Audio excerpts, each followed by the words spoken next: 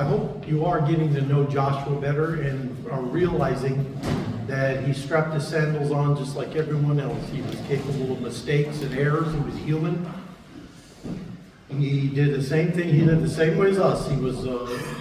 I would put him up in the class with maybe a George Patton as far as military, but when it came to being a human, he was flawed like everyone else and made mistakes. And when God uses cracked pots, amen.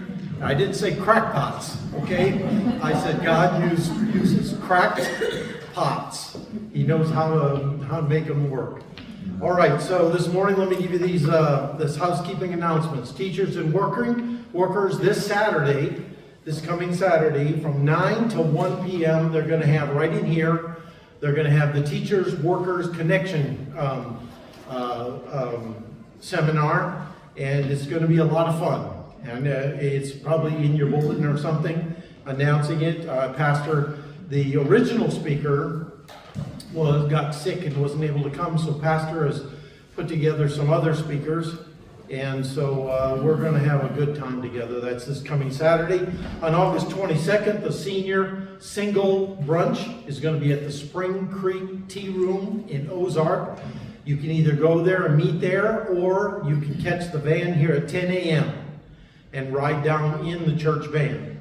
Otherwise, they're going to meet down there at 10:30 at the Spring Creek Tea Room in Ozark. On the 23rd and 24th is the Ladies Retreat in Branson. And then on August 25th is going to be a Tuesday. That's going to be our Sunday. It's going to be our Tuesday. It's going to be our Go Commitment Sunday, where we'll commit that we're going to make some visits for our church.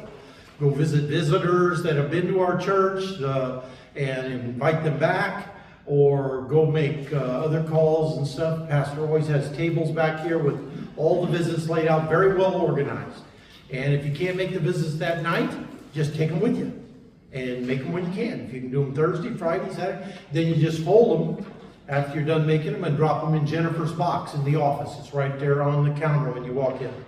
August 31st is going to be another men's shop talk at the pastor's farm in Republic in his barn. And so August 31st at 8 a.m. 8 a.m. All right, we're in Joshua today. We're continuing in our studies in Joshua, and today we're in chapter 8. So find Joshua chapter number 8.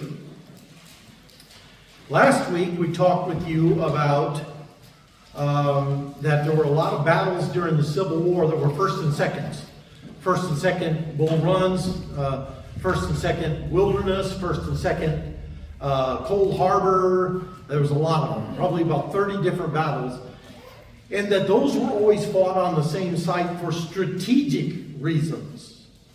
And then we talked about there's a first and second Ai also, but first and second Ai wasn't fought for strategic reasons as much as it was for spiritual reasons. Because we're going to talk a little bit and give a little review about what went down to bring them to this chapter. But there were two battles of Ai. And so our lesson today is back on the right path. It's getting back on the right path, chapter number 8. They got off, okay? They got off. Everybody. How many drivers have not had one of these in their life? Okay. Everybody's seen them. If you've done any driving at all, sooner or later you're going to run into one of these. You know, life's not any different than that. A lot of times we don't anticipate them. We don't expect them. And then something detours us from one of our goals in life, or something we're shooting at in life, and so we end up having to take a detour, okay? But just because you're detoured doesn't mean you have to end up like this, okay? I have known a lot of Christians, a lot of them in my years as a Christian, that weren't just detoured, they derailed. I mean, they just lost it. They just stopped serving God altogether, and it's just it's a sad thing, because who wins in that situation? Devil wins every time. Even if you're saved, he ain't going to keep you out of heaven. He knows that. You're going to heaven, you're eternally saved. But if he can keep you from even opening your mouth for Jesus, he wins. Because now you're not going to say one word that's going to refute him or his kingdom. And so he still wins. A wounded soldier is just as good as a dead soldier. In fact, sometimes a wounded soldier is better because it takes off a couple other soldiers out of the mix. Because of the testimony, sometimes we have, others go down with us. And so we don't have to end up derailed just because we're detoured, okay? We can get back on the right path. And so certainly there's nothing that the enemies of God would rather see in our lives than for us to be drawn so far away or so off the path of serving God that we're just lost for good. We're of no earthly good to the Lord. Now let's just do a little review. We want to show you now where we're at, okay? This is the Holy Land. You can recognize there's the Dead Sea at the bottom. There's the Jordan River, and you can see how windy it is. 165 miles of river crammed into 60 miles. So that's windy, okay? And that's a very zigzaggy river. Well, after the Battle of Jericho, this is how much land was actually under Israeli control. While Moses was still alive, they conquered the east side of the Jordan River. Moses was still alive. Then he turned over the control by God's command to Joshua. Joshua led them across the Jordan River down here just north of the Dead Sea. And Joshua now camped Israel right there at Gilgal. And so far, they managed to invest Jericho. At God's command, they did it God's way. They won the victory. They went out to Ai thinking it was going to be an easy battle. It wasn't. They did not know about Achan's sin and what it cost Israel. And so that's how much they have right now. This still is the target. This still is the target. Now, eventually, Joshua wants to go here. That is a very important target to Joshua, Shechem, or Shechem, however you want to pronounce it. Hebrews pronounce it Shechem. But if you say Shechem, it doesn't matter. That's a very important site to Joshua, and he wants it. He wants it bad. It's a high-value target to Joshua. And I'll explain why. We need to try to understand exactly why. First, let's do a little bit of review on the first battle of Ai.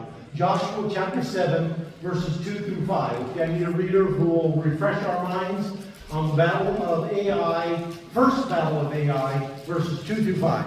Okay, Stephen? We're chapter 7 now. We're in chapter 8 today, but we're just doing a little review. Verses 2 through 5. And Joshua sent men from Jericho to Ai, which is beside Bethaven, on the east side of Bethel, and spake unto them, saying, Go up and view the country. And the men went up and viewed Ai. And they returned to Joshua and said unto him, Let not all the people go up, but lest about 2,000 or 3,000 men go up and smite Ai, and make not all the people to labor thither, for they are but few. So then went up thither the people, about 3,000 men, and they fled before the men of Ai. And the men of Ai smote of them about 36 men, for they chased them from before the gate, even to Sheer-Abilim, and smote them in the going down. Therefore the hearts of the people melted and became as water. Okay, they were disheartened because the truth is, victory, victory, victory, victory, defeat. Okay? And so they were disheartened. I mean, they defeated the whole eastern side of the Jordan River. They crossed. God stopped the Jordan River. They crossed on dry ground. Jericho walls fell. Wow, this is going to be a piece of cake. And they found out it's not. Now, how many of you remember the song, I am bound for the promised land? Okay, we've all heard that song, okay? Now listen, when the songwriter wrote that, they were focusing that the promised land is representative of heaven. But it's not. The promised land is meant to be a picture in the Bible of our Christian lives. The new birth is when they crossed Jordan. The physical birth was when they crossed the Red Sea. The new birth is when they crossed Jordan. Listen, the Christian life is not going to be all hunky-dory. The Christian life is going to be battles. And some you're going to win and think, wow, I'm undefeatable. And some of them you are going to lose and you're going to feel humiliated and you're going to feel bad. And guess what you do? Do you, just because you have to detour, do you derail? No. You figure out what happened, what did I do wrong, you get back on track, and you continue your conquest of the promised land. As long as you're here, Paul says, the flesh warreth against the spirit, and the spirit warreth against the flesh, so that you cannot do the things that you ought. These two are contrary one to another.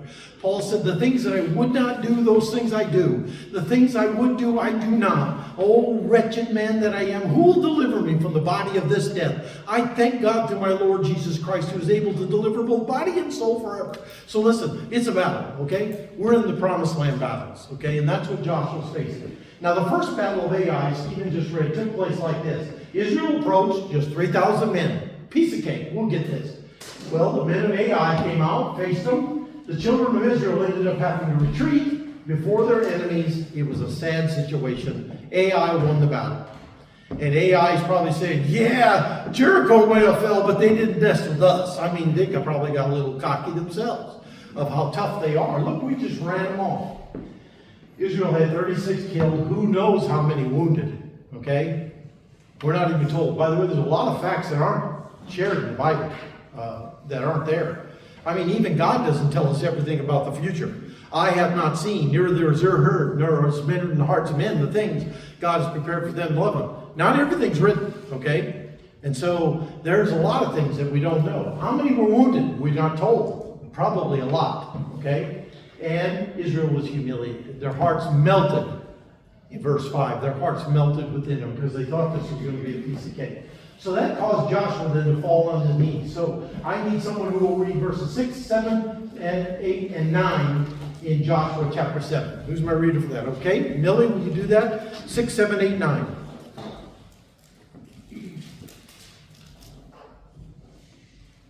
And Joshua rent his clothes and fell to the earth upon his face before the ark of the Lord until eventide.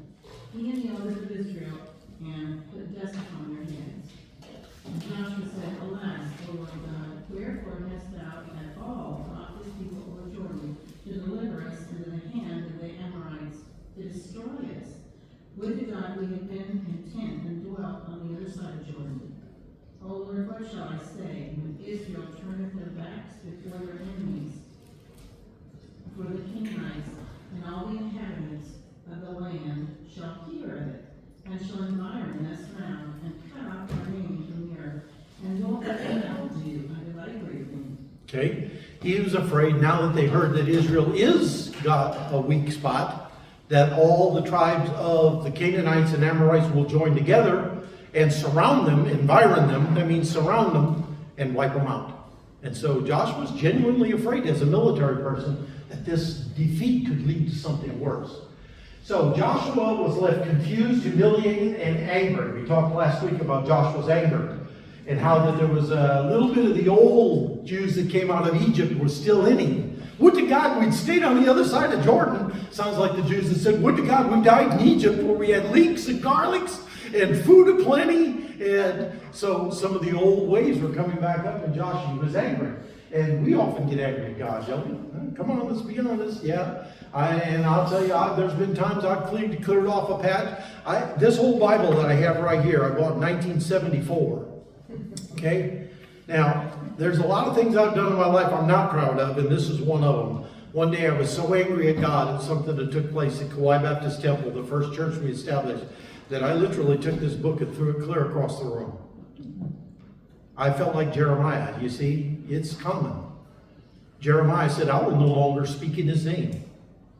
Jeremiah was angry at God, but he said, I couldn't help myself. It was a fire burning in my bones, and I was the same way afterwards. I said, oh, what did I do that for? And I got to God, and I said, I'm sorry, Lord, I'm sorry. And so, you can tell if you're really contrite, and I was. But listen, he got angry. He got angry at God. Why'd you let me down? As if this was God that let him down.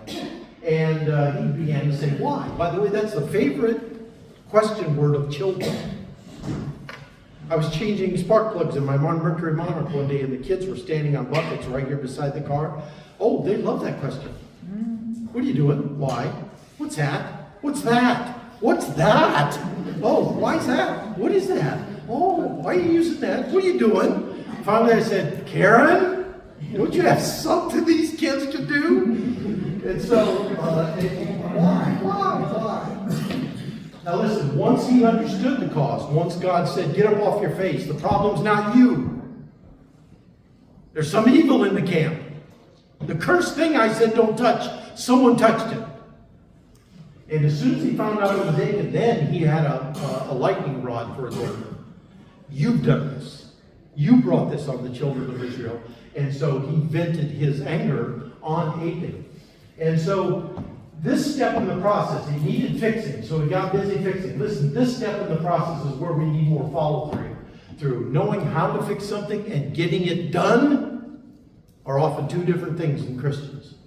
I'm not talking a car. If you know it needs a plug or a seal missing or a bolt's missing, you go buy the bolt, you fix the car. When it comes to spiritual things, people know what they need to do, they know what they have to do to fix it, and they won't do it. It's the follow-through in the spiritual life that's the hardest thing to do. And so Joshua knew it needed fixing, and so he did. So here's the second battle of Ai, verses 1 to 29. Let's begin reading now, chapter 8. It says, And the Lord said unto Joshua, Fear not, neither be thou dismayed. Take all the people of war with thee. Arise, go up to Ai, as I have given in thy hand the king of Ai, and his people, and his city, and his land. And thou do to Ai and her king as thou didst to Jericho, her king. Only the spoil thereof and the cattle thereof ye shall take for a prey for yourselves. Now, why didn't God let them take anything out of Jericho? Because it's the first fruits. The first fruits are holy unto the Lord. It was the very first city they conquered in the Holy Land. Everything in that city belonged to God. Okay? That's why when Achan took it, he was robbing God. And God would not stand for it and put a curse on it. And so, but this time, now take for yourselves and lay the ambush for the city behind it. So Joshua rose and all the people of war to go up against Ai, and Joshua chose out 30,000 mighty men of valor and sent them away by night. So he sent a strike force by night, unseen, a different direction. And then he went to meet them in front of the city. He commanded them, saying, Behold, you shall lie in wait against the city, even behind the city. Go not far from the city, but be ye ready. And I and all the people that are with me shall approach unto the city, and it shall come to pass when they come out against us, like at the first, as at the first, that we will flee from before them, for they will come out after us. We will have drawn them from the city, for they will say, They flee before us as at the first. We got them again. Therefore, we will flee before them. Ye shall rise up from the ambush, seize the city, for the Lord your God will deliver it in your hand. So here's how it went. Okay, here's how the second battle of Ai took place. First of all, the twin cities. You need to understand, Bethel and Ai were right beside each other. They scratched each other's back. They helped each other. They were the twin cities of Israel. Okay, very similar in people. They had kinfolk there, cousins. They were all of the same tribe, same people. And so look at Joshua chapter 8, verse 17. I need someone to read verse 17 for me. Okay? Who's my reader? Okay, Leslie, read just verse 17. And there was not a man left in Ai or Bethel that went not out after Israel, and they left the city open and pursued after Israel. So in Bethel, when they knew that this army was coming, they lended their soldiers to Ai. So now it doubled the force. Okay, so 2 birds, 1 stone. How many times have we heard that, huh? And so Joshua doesn't even know that he's going to get the benefit of this. He's going to reap the benefit of it. And so now with Ai reinforced by the army of Bethel, Jews come up front and they set in array just like they did before. The men of Ai and Bethel think, hey, this is just like deja vu. Well, let's go get them. And so they go out of the city and they set the front, and Israel this time retreats in front of them. And they got him again. Okay, so they chase after him. Meanwhile, Joshua sent a large force behind the city, behind the hills, and this is in the hill country. Below this is mountains. Okay? You're in the hill country of Israel now. If you ever learn the geography of Israel, you understand what I mean when I say the hill country. I'll show you a picture in a moment. And so now they're reinforced. So Joshua comes up behind them. They enter the city. As soon as the men of Ai and Bethel realize the city is burning, they come back. They come back. Then Jericho, or Joshua and his force, follows right behind them. Then the forces that took the city come out, meet them, and they put them in what's called a military, a pincers move. And now they're in a pincer move, and now they're trapped. And Joshua literally defeats them on the spot. Both the armies of Ai and the extra benefit of getting Bethel at the same time. And so both enemies are being, this is ugly, isn't it? I mean, this isn't, we don't go, wow, this is wonderful. You hear the soldiers screaming? You see the blood flying? No, these are the times in the Bible where you just say, wow. You know, but I'm telling you, listen, having been a president of a Christian school, I can tell you there's times you got to do a bloody thing. I mean, it's just, you're just going, wow, this is not, I mean, years ago, I think it was R.A. Torrey said some of the greatest work of the devil is done by those who claim they love the Lord. Okay? And I've had to, at times, call people in my office, and I've had a teacher yell at me in the presence of the chairman of our school board and say, I will not sign that, even though they stole $3,000 from our school. And we just said, well, then, if you don't sign it, we'll consider it your resignation. And so, I'm telling you, now, I did not enlist in Jesus' army to have to dress down Christians. Why can't they just do the right thing? But sometimes, you got to pull the sword, okay? Sometimes you have no choice. And so this is what the AI looks like today. The archaeologists have found the city. There's the ruins of the city. So here's what took place. The name of it, by the way, the ruins there are Tel Kirbet El Makatir. That's the name of the ruins of the city. So the Jews came up. Joshua led an army right at the. Notice how it's just hilly. There's no mountains. It's just hill country. And so the Jews came up through the valley just like they did before, probably in order to make sure they knew they were coming. They were singing, dancing, drumming, whatever, marching. So the men of Ai said, whoa, here they come again, boys. And so what they do is they go, Joshua said 30,000 men around behind the hills, staying in the valley. They went around the back side of the city. Then the men of Ai and Bethel went out to meet the Jews to defeat them just like they had done before. And that's when Joshua's soldiers that were in ambush came up from behind, entered the city, and took the city of Ai. And so, again, this is not happy times, but this is what's necessary because they would not leave. So, what's Joshua's next military campaign? Okay, again, we don't have time to read all this, and trust me, as bloody as some of this gets, maybe you don't want to hear all this read, okay? So I'll just spare you some of the details, okay? And so Joshua's next military campaign is going to be like this, okay? And you notice where it says hill country? Okay, down here where Jerusalem is, in Gibeon and Gibeah, that gets very mountainous, deep valleys, wadis, cliffs. It's dangerous territory. There's only skinny roads that go up. The road to Jericho to Jerusalem is just a skinny little road. And so he's going to turn his attentions to the north because his ultimate target is what? Shechem. He wants Shechem. And so he divides his army into 3 divisions, okay? And so the 1st Marine Division was the southern. The 2nd Marine Division, notice how I made it red? Did you notice that? Okay. The 2nd Marine Division was in the center to guard the flank. And the 3rd Marine Division was the northern one. That's the ones that were going to do the work, okay? And the rest of these were protecting. Why were they protecting? Because the toughest opponents that Joshua was going to face were still to the south. That's where the sons of Anak were. The giants. That's where the Philistines were. That's where the Jebusites were. These were big. These were tough warriors. And Joshua wanted to make sure as he took Shechem, he was well protected to the south. And so, but the real target is the northern division. And so what he wanted to do was invest the hill country. He wanted the hill country. It's shallower, it's easier to get through. You got mountains to the north, you got mountains to the south. He wanted to cut through the center of the Canaan land. And so that's where he was headed. It's genius. That's why I'm saying at West Point, they still study the movements of Joshua to this day in his military genius. And so he moved it. Now, I don't believe for 1 minute it was all Joshua. You think God had something to do with it? Yeah, I think God had a lot to do with it. Okay, so his next military move. Now let's enlarge it. We're going to enlarge Shechem. We're going to move the camera up now, and we're going to enlarge this, okay? So there's Shechem right there in the middle, okay? What's at Shechem? Why is Shechem important? That's where the city Sychar is. That's where Jacob's well is. Remember the well that Jacob dug? Okay? So why is that such a high value target? Okay, let's find out. Why is that such a high value target?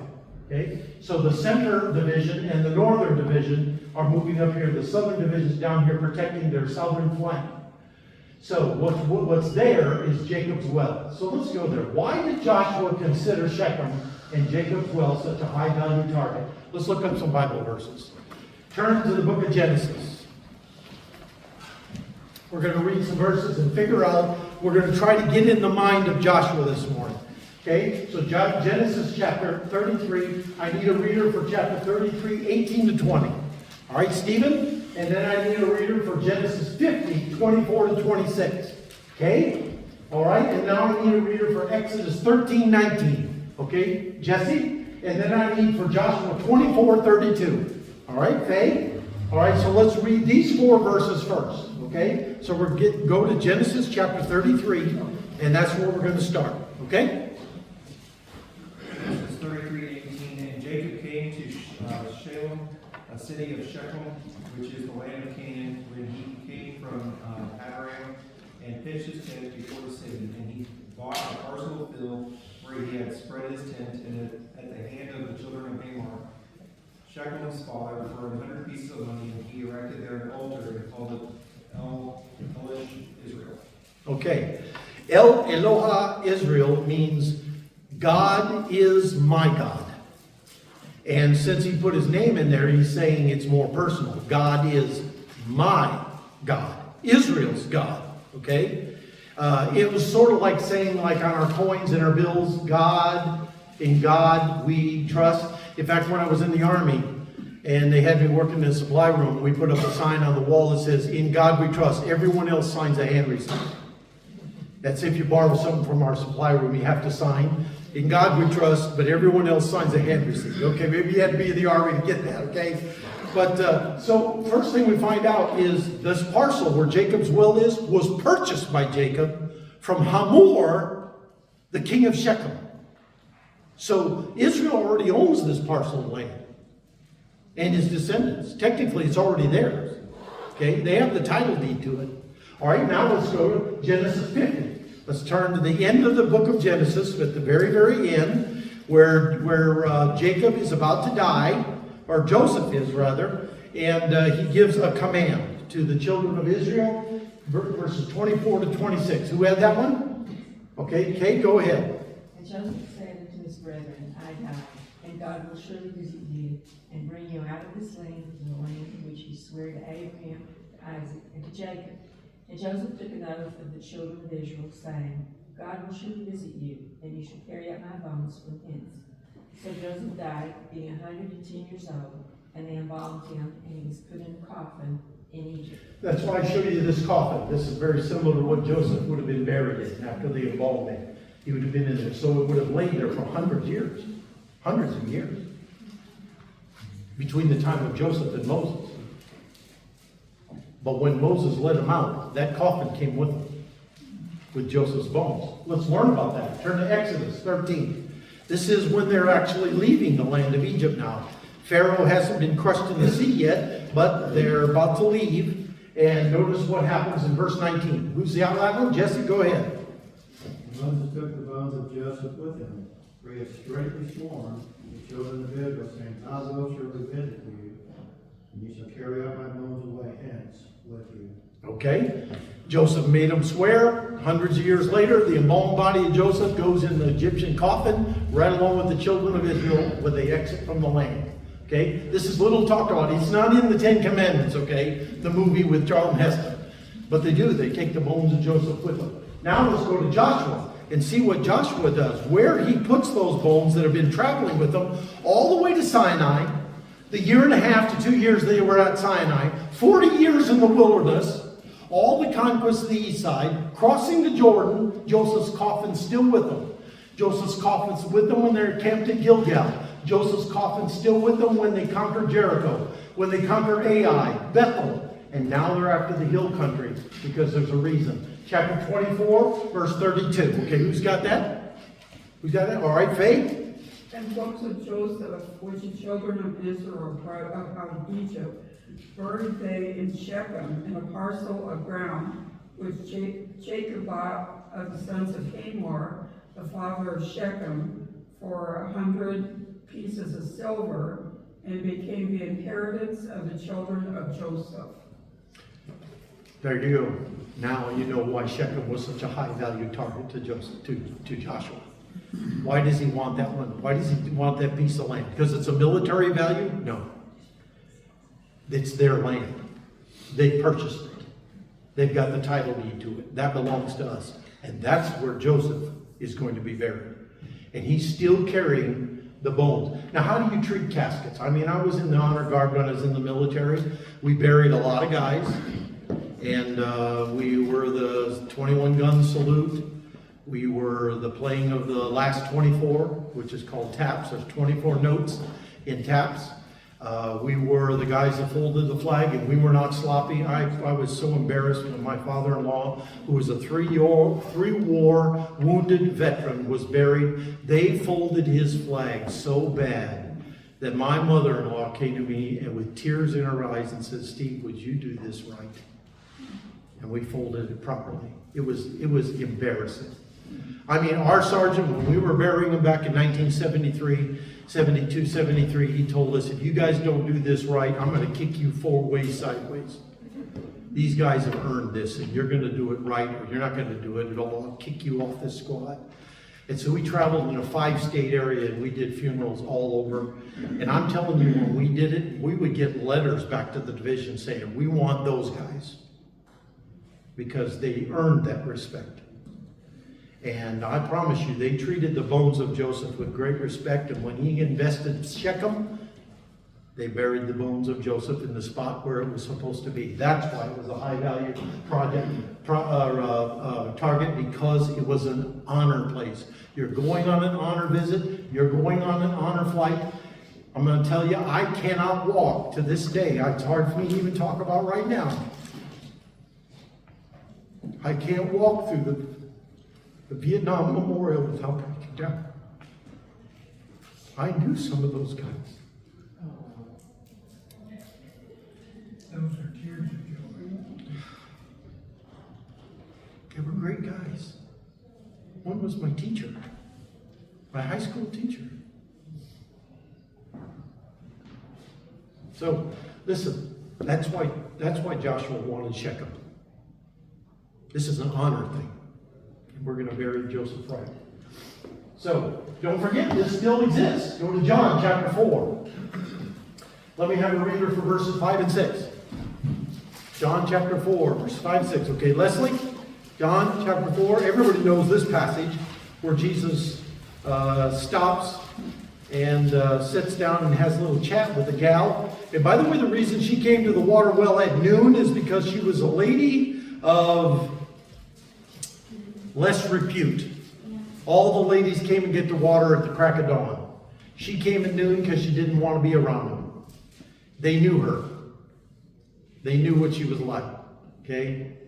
She'd already been married 5 times. The guy she was shacked up with now wasn't her husband. They knew her. But listen, let me tell you something. There's no sinner so sinful that Jesus doesn't love them. Amen?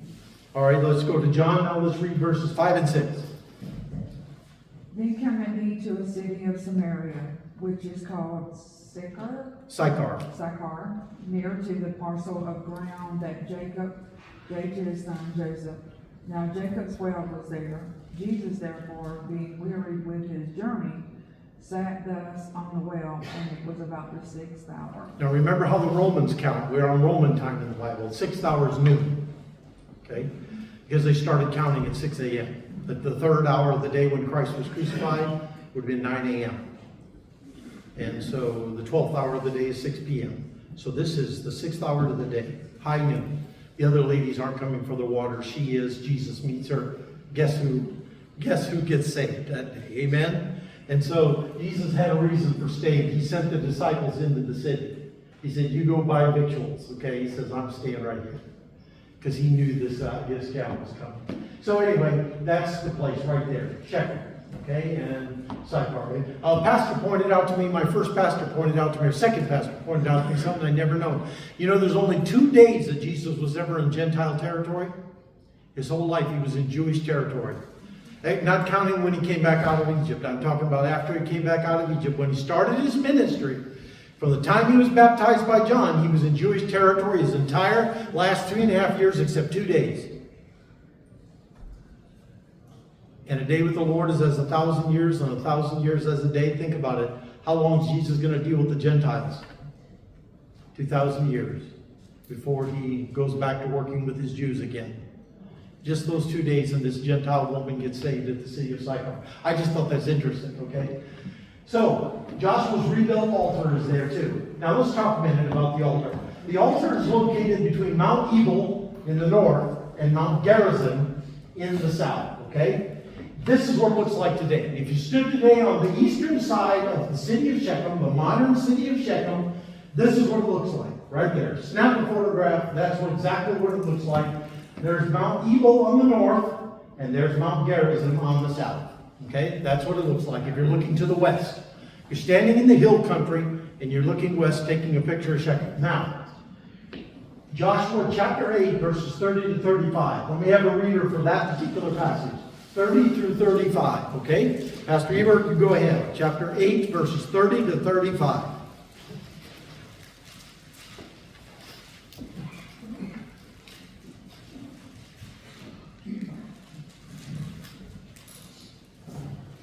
Then Joshua built an altar unto the Lord God of Israel in Mount Ebal, as Moses, the servant of the Lord, commanded the children of Israel, as it is written in the book of the law of Moses, an altar of whole stones, over which no man hath lifted up any iron. And they offered thereon burnt offerings unto the Lord, and sacrificed peace offerings. And he wrote there upon the stones a copy of the law of Moses, which he wrote in the presence of the children of Israel. And all Israel, and their elders, and officers, and their judges, stood in this side of the ark, and on that side before the priests, the Levites, which bear the ark of the covenant of the Lord, as well as the stranger, as he that was born among them. Half of them over against Mount Gerizim, and half of them over against Mount Ebal, as Moses, the servant of the Lord, had commanded before, that they should bless the people of Israel. And afterward he read all the words of the law, the blessings and cursings, according to all that is written in the book of the law. And there was not a word of all that Moses commanded, which Joshua read not before all the congregation of Israel, with the women and the little ones and the strangers that were conversing among them. And so Joshua does the blessings and cursings. In verse 34, you can underline the blessings and cursings. Okay? And that's a specific passage in the book of Deuteronomy. We'll turn and just look there in just a second, but it's called the blessings and cursings. And what it is where Moses said, if you serve God and do what he says, this is how he'll bless you. If you don't serve God and you don't do what he tells you, then this is going to happen to you. That's called the blessings and cursings that were given by Moses. And so that's where they built an altar. Now let's talk for a minute about the altar. There is what it looks like today. That is the altar of Joshua that was set up. Whole stones, no iron chisel. These were just whole rocks. He was told, do not chisel them. Do not shape these rocks. You just pick up rocks and build this altar. That's what's left of it today. Sitting on, you're actually, if you look here, you're on the foothill, the little lip there of Mount Ebal. And so this is what it looked like. This is what it looked like when artist's conception, when it was built. The archaeologists have drawn, this is what it would have been actually shaped like, okay? And they have reconstructed. They have found stones that fit here, fit there. They don't know if it's the exact stones, but they've rebuilt, and this is what it looks like today. They've rebuilt it so that it looks very similar to what it would have looked like in the time of Joshua. So if you go visit Israel and you go to Mount Ebal, you'll be able to see this. It's still there. And so right there on top of that altar, Joshua and the ark of God would have been set, as well as the fire burning with sacrifices unto God, visible to all the people. He put all the rulers of Israel on this side, and he put all the rest of the people on this side, and they all gathered in the valley so that they could hear. And let me tell you something about Israeli acoustics. I have been in that land, and I'm telling you, God has given the acoustics of that land different than here. It's different. I mean, you could almost whisper in Israel. When we were out in the Negev, you could whisper and people could hear you half a mile away. I mean, it is just unbelievable what God did. So I don't think Joshua needed a microphone. And he got up. Here, Joshua read to all the people the blessings and cursings from the book of Moses. Now, in your Bible, if you want to write where that's located, then write that verse down. It's the blessings and cursings section of the book of Deuteronomy falls from chapter 28, verse 1, all the way to chapter 30, verse 20. Those are called the blessings and cursings. Now let's just turn and take a look. We don't have time to read all of that this morning, but I want you to see how that starts out. Okay? The last book of the books of Moses, the one just in front of the book of Joshua. Turn to chapter 28, and just look at verse number 1. We'll get started here. It's a very long passage, and so the people would have to stand there while he read these. Here's what Moses said. It shall come to pass, if thou shalt hearken, notice the if clause, if thou shalt hearken diligently unto the voice of the Lord thy God, to observe and do all his commandments, which I command thee this day, that the Lord thy God will set thee on high above the nations of the earth, and all these blessings shall come on thee and overtake thee, if thou wilt hearken unto the voice of the Lord thy God. When after he finishes, he reads the curses. Now, why is it between two mountains? Because to this day, one mountain stands for the curses of God upon the lives. In other words, it's a visual reminder. You do what God says, this hill stands for his blessings. You don't do what God says, this hill stands for his cursings. Okay? And it's easy to remember which is which. Because Mount Ebal, which sounds like evil, is the cursings. And Mount Gerizim is the blessings. And so Joshua read them all into the ears of the people. So now let's take a look at the map of Israel. As of 1398 BC, Israel controlled all of that land. Okay? Then they crossed over and camped at Gilgal. And then they invested Jericho, Ai, and Bethel. And now they've moved up to the hill country. They've taken all of the hill country all the way up to Shechem, where that little upside down V thing is. Shechem's located at the top of the V. Okay? It looks almost like a capital A there. That's Shechem right there at the top. In the land during the time of Christ called Samaria. It was the land of Samaria. But here's where Joshua's plan is. His ultimate plan is to move straight through all the way to the Mediterranean Sea, or what they called the Great Sea back then. The reason he wanted to do it is because the kings of Hamath and Hazor were very powerful. Very powerful. Chariots of iron. Fierce armies to the north. And to the south were the sons of Anak and Arba and the Philistines and the Anakims. They were all to the south. And Joshua said, we're going to split these guys in half so they will never be able to join forces. They're never going to, because there was no such thing as airplanes or submarines, okay? They're not going to join forces. And then we're going to slice and dice. We're going to take care of them one at a time. He turns to the south. We'll get more into that as we proceed further in the book of Joshua. So here we are. We're at the very end. There are many other important lessons we can draw from Joshua chapter 8. Here's just a few. First of all, avoid the same old mistakes. In verses 5 through 7, don't repeat the same mistakes in your life. You know, I mean, don't keep repeating the same mistakes. Look at 1 Corinthians chapter number 10. Again, I'm always against the clock here, but chapter 10, verses 6 through 11. Notice what Paul wrote. Now these things were for our examples, to the intent that we should not lust after evil things as they, the children of Israel, also lusted. Neither be idolaters, as were some of them. As it is written, the people sat down to eat and drink and rose up to play. Neither let us commit fornication, as some of them committed, and fell in one day 23,000. Neither let us tempt God, as some of them also tempted and were destroyed of serpents. Neither murmur ye, as some of them murmured and were destroyed of the destroyer. Now all these things happened unto them for ensamples, and they are written for our admonition, upon whom the ends of the world are come. Paul says, don't repeat their mistakes. Don't repeat the same old mistakes. And then another lesson is Israel made look beaten. Can I tell you something? FDR said this during the war. He said, we may look beaten, but looks can be deceiving. Okay? He knew that we weren't beaten. Okay? And for instance, let me just run through this. The longest undefeated winning streak in college football was by the Oklahoma Sooners. 47 straight wins.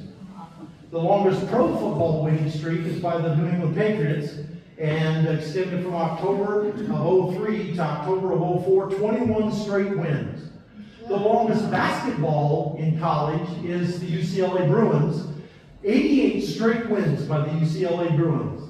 The longest college or high pro basketball streak was 33 straight wins by the Los Angeles Lakers. The longest baseball winning streak in college was by Savannah State University with 46 straight wins. The longest undefeated in pro baseball was by the San Francisco Giants and 26 straight wins. And the longest undefeated winning streak in hockey in college was Cornell University with 30 straight wins, and in the pros was the Pittsburgh Penguins, 17 straight hockey wins. The longest boxing streak was 49 straight wins. They say Rocky Marciano was never beat, but can I tell you something? He was beat in his 49th fight against that guy, Archie Moore. My dad saw the fight in person. Archie had his hands up, he was a close-in fighter, and Archie hit him with a straight right hand, and Marciano went down. And the people began to climb into the ring. The referee was counting 1, 2, 3, and he had to stop and get the people out of the ring. If you watch the film and hit your clock, Marciano was down for 15 seconds. But he was never counted out because the ref never got to 10. So Archie Moore was never given the championship. So, but guess what? That's why his streak ended at 49 and not 50. Because Marciano said, I'm done with this. I'm not fighting anymore. But the longest pro football, they went undefeated. My Miami Dolphins, the year I graduated, 1972. I may win, this is what Evan Smith said, two-time pro Super Bowl winner. I may win and I may lose, but I will never be defeated. That's what we need to think of as a Christian, amen? And can I tell you something about Vietnam? Here's a fact you need to remember about Vietnam. 17 years we were in that country. Army, Navy, Marines, Air Force, Coast Guard, United States Merchant Marine. The United States military never lost one battle. Not even one in Vietnam. Not one. Our military won every single military conflict in Vietnam. Everywhere. So then how come we lost it? Because of politicians. Because of politicians. The military behaved admirably. They did their jobs proudly. And by the way, if anybody knows how to turn defeat into victory, it's our Savior. Amen? They thought they had him. The devils were cheering. And then 3 days later, all of a sudden the ground shook and they said, what was that? Yeah. He turned defeat into victory. The last one is verse 25. Victory in life counts double. Listen, when you're victorious in this life, it counts double. It counts here. It counts there too. It counts in the future. And I love these verses. Look at second. We're going to close with this one. 2 Timothy chapter 4, verses 7 and 8. Apostle Paul's at the end of his life. This is the last book he'll write before he's beheaded. And by the way, Paul chose to be beheaded as a Roman citizen. That was his choice. Because he was a Roman citizen, he got to choose from 4 different means of execution. Peter didn't have a choice. He wasn't a Roman, so he was crucified. Paul chose to be beheaded. But look at verses 7 and 8. Okay? I have fought a good fight. I have finished my course. Okay? I have kept the faith. Henceforth is laid up for me a crown of righteousness, which the Lord, the righteous judge, shall give me at that day. And I love this. And not to me only, but unto all them who love his appearing. That crown's for you too. That's for you too. Paul said, I don't have the only one. Jesus has got one for everybody. And so next we're going to deal with chapter 9, and it's the pain of deception. The pain, nobody likes getting scammed, okay? Next week we're going to learn about the pain of deception. All right, let's be dismissed in a word of prayer.